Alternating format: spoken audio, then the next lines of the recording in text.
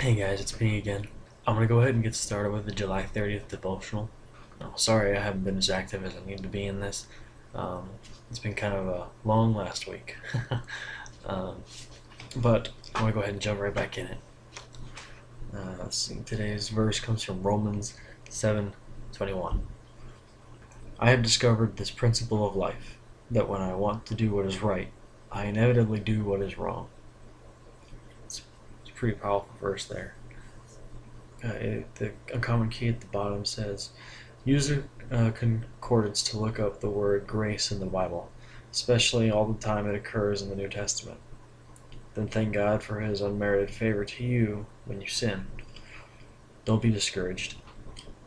Ask the Holy Spirit to guide you in the future. It's very important to, we know that it's, as a Christian, we're not supposed to sin. And some Christians struggle with certain things.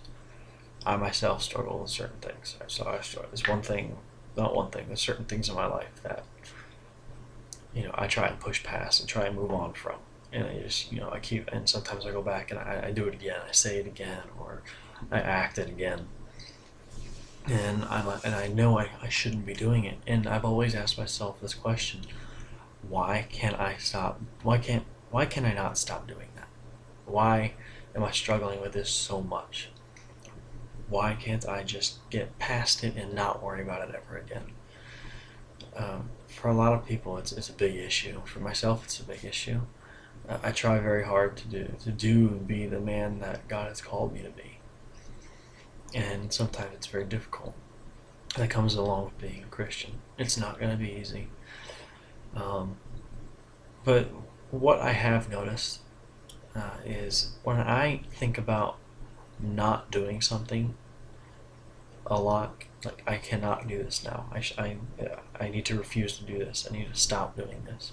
When I make that my focus, I inevitably do it. I do it anyway, and then I feel stupid for it. Putting it in a blunt way. So as opposed to sitting there, me knowing exactly how you feel and what you're going through, um, as opposed to sitting there and trying to focus on not doing something that you struggle with in your life, I recommend focusing on the things you're supposed to do right. I will read my Bible today. I will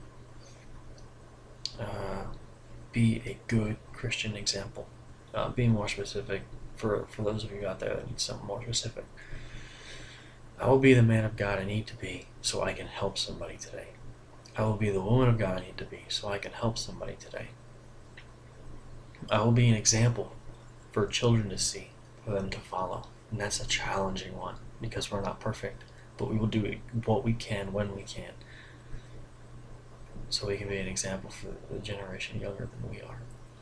It's very important, not for our generation that we're in, not for the generation before us, but for the generation after us, to live as a good Christian, the one that God's called us to be. And that's not putting ourselves up on a pedestal saying we can't do this because it's not right. It's saying it's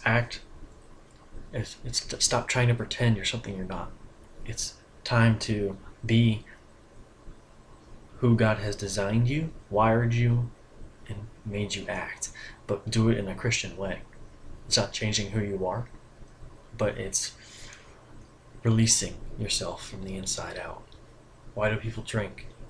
Most people drink because they don't know who they are, or they're sad, or they're depressed because they're not doing what they're supposed to do.